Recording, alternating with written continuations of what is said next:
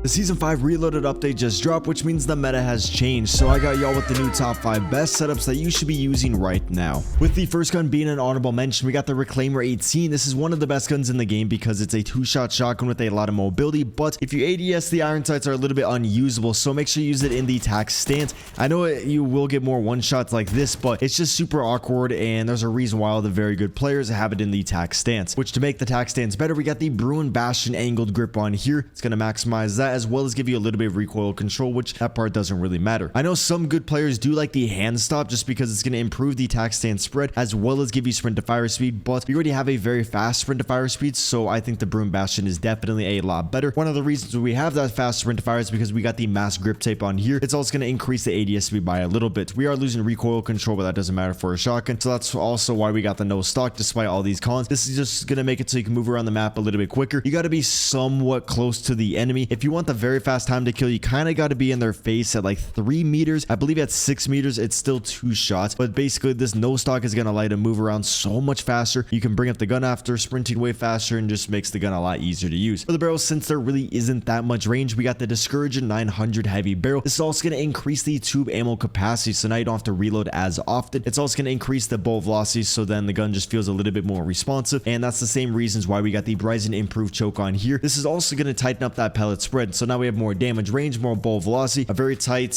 hip fire accuracy, a lot of mobility, and then the pellets aren't going to be spreading as much, and if you hit more pellets on the enemy, you are going to get more one-shot kills. So this is my favorite Reclaimer 18 class. Now for the first class on this video, this is going to be the SVA. I really like this gun. Like if it's going to be my first game on, I will pull out the SVA, and just because there's literally no recoil on the gun, but you have to use it in the semi-automatic. If you have it in the full auto, this class is going to have a lot of recoil, and in the semi-automatic, you literally can beam people across the map very easily. There is a little bit of a variation to the class. You could take off the high grain rounds, then go over here, and then I believe add the Bruin Heavy. This one is a pretty underrated heavy barrel. I mean, under barrel. It got nerfed recently, but it's still very good, and it just makes it so you get a little bit more consistent shots. But I would rather have a little bit more range just so my bullets are doing more damage. We have a better hit scan range. I believe since it's up at like 1100, that's going to be about like 65 meters, which is absolutely insane. For the barrel, we got the precision barrel for those same exact reasons. We don't need the recoil control, but we want the range and the ball velocity from this. And then for the muzzle, we got the sonic suppressor just to maximize that range. A lot of people I still see rock like the Spirit Fire or maybe the Quartermaster on here, but you don't need the recoil control if it's in semi-automatic, which is when the weapon's very strong. So now we can just maximize that range and the overall firepower. For the optic, obviously you can mix it up and use like the Jack Glasses or another optic that you really like. I really like the Coriol's Eagle's Eye. It just makes the gun pretty simple to use. You can see the enemy's acne. Here's my favorite SVA build in the game. Now for the next build on this list, this is going to be the STG. It recently got nerfed, and so it's not as good, but it's still going to be the best AR in the game. You guys can see with this build,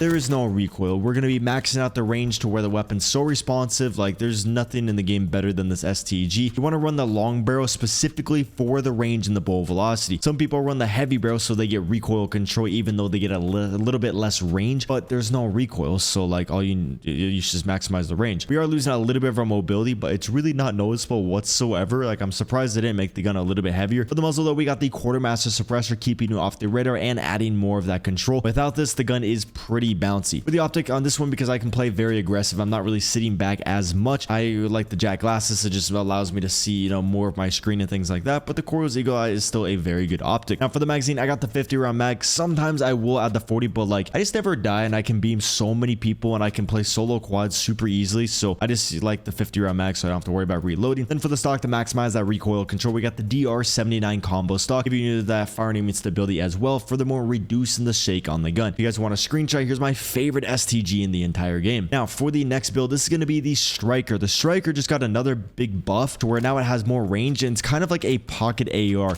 I was going to take off the optic and add a barrel to make it have even more range, but I feel like this is a good balance because now you have a very competitive sprint to fire speed. Saw some other builds today when I was just clicking around seeing what people are using, and they had like just horrible sprint to fire speed. You always want to keep the sprint to fire speed like 104 and below if you want to compete with the other meta SMGs, and so that's why for the underbarrel I have the paracord grip. Even though the XRK or the Jack Slash might be nice so you can move around a little bit faster, I would rather have a faster sprint to fire. The Jack Slash is still a very good option though. For the optic, I really don't like the iron sight, so I have the MK3 reflector on here, but you could add the Striker Recon Long. Keep in mind though, your sprint to fire speed is now going to be 107, so not as good. For the muzzle, obviously you want to add the Quartermaster quartermaster suppressor, you kind of want to add this on every single gun. It just makes the gun very easy to use, and it's just completely broken to where they need to nerf it, and they for some reason haven't nerfed it. Now, some people would ask why I have the high grain rounds over the barrel, because the high grain rounds like increase the recoil on the gun. The reason I like them though is because it doesn't hurt the mobility. The barrel gives you about the same amount of range, but it hurts your handling. Now we have still no recoil, but we have a lot of range, and so this is a very balanced striker build that everyone should be able to pop off with. There are obviously a couple variations to every single SMG build. The ARs are pretty cookie cutter, you just throw on range, but the SMGs can kind of do whatever you want. These are just like very you know, builds that everyone should be able to pop off with. Now, the MCW just got a slight buff. You're not going to be able to notice it. You're going to be able to notice the no recoil in this class, though, because we got that quartermaster suppressor on there. Next up, we got the MCW Cyclone long barrel. Yes, there are some barrels that increase the damage range more, but the bullet velocity is so important. A lot easier to track people out of the sky, and just like the higher bullet velocity you have, the better hit registrations on the game. So if you don't have a good ping, you especially want to have a very high bullet velocity. The Cyclone long barrel will allow you to get that. Now for the magazine, I like the 40 round mag. If I'm playing quads, I'm playing them maybe a little bit slower, then I will add the 60 round drum mag. I just really hate how heavy the gun is, so that's why I prefer the 40 round mag. The iron sights are pretty bad, so I got the jack glasses, but obviously if you take off the optic, you can go and add the high grain rounds, making the range even better, since the range on this gun really isn't that good, and this would bring it up to like STG levels almost. Same with that hit scan range, and then you could even go to the underbarrel and then add a little bit more recoil control with the paracord grip. I just really like the optic on there. And then for the rear grip, you always want to run the RB claw. This is a must on every single MCW build. It does so much because it gives you a lot of fire aim stability. That fire aim stability reduces the shake, allowing you to absolutely beam everybody. Now,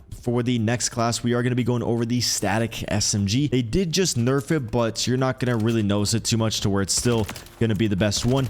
This is actually Bitful setup, and just like the setup that every single pro Warzone player uses. This thing rips in multiplayer and in Warzone, doesn't matter what you're doing. So we got, again, the quartermaster suppressor. That's one reason why I think it needs to get nerfed. It's on every single build, and it keeps you off the radar. Like, I don't think a suppressor should be that overpowered. For the underbarrel, so you can move around fast, we got the jack slash. Some people think you got to maximize the sprint to fire, but the sprint to fire, even with the jack slash, is at 97 milliseconds, so you don't really need it to be faster than that. And then we also get recoil control, and it's really good to have a very fast sprint to fire. I mean, sprint speed and tactical sprint speed. The movement speed is nice, but this is actually what makes you feel faster, because nobody's walking around the map. We are always like sprinting around, so that's very beneficial. The iron sights are a little bit wonky. If we could have the high grain rounds, I definitely would run those over an optic. It's just, you know, there's no high grain rounds. You could take off the optic though and add the Chimera laser light, then you have a very fast mobility, or you could add the solar flare, so then you're really outgunning everyone, because I don't think there's a single SMG in the game that has a faster sprint to fire speed than the static HV, and this thing kills the fastest. Make sure you get a headshot as well though. If you don't get a headshot, the gun kills kind of slow. Then lastly, for the stock, we got the light stock on there. That's going to maximize the aim walking speed, making it easier to activate your rotational aim assist and make you a harder target to hit. It's going to furthermore increase the sprint speed and the movement speed, and you get a little bit more ADS speed. We are losing a little bit of our recoil control, but there's really not that much on the gun, so you guys should be able to pop off with it. Here is the screenshot for the build, and I think that is going to wrap it up for this video. If you guys did enjoy, hit the like button, subscribe for more with the noties on, and deuces.